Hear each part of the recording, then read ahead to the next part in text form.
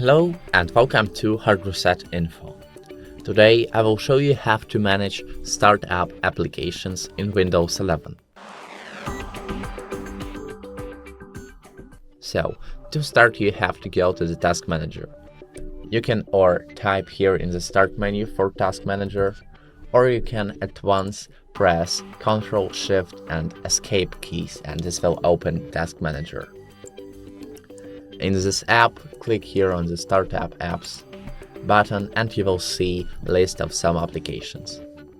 You can, if this application is enabled, this means that this application will be started up with the system automatically, and if disabled, means that it will not be starting up.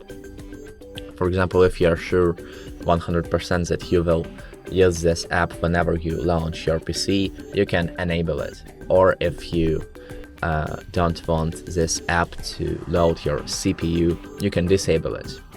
So, to disable some application, for example Spotify, I just click on it and here I have button disable, or I can right click on it and click on disable. And to enable some app, I just have to click on it and here enable, or right click and enable. And this all will have our application enabled or disabled. That's all. If this video was helpful, please hit the like and subscribe buttons, and the most important thing, have a great day.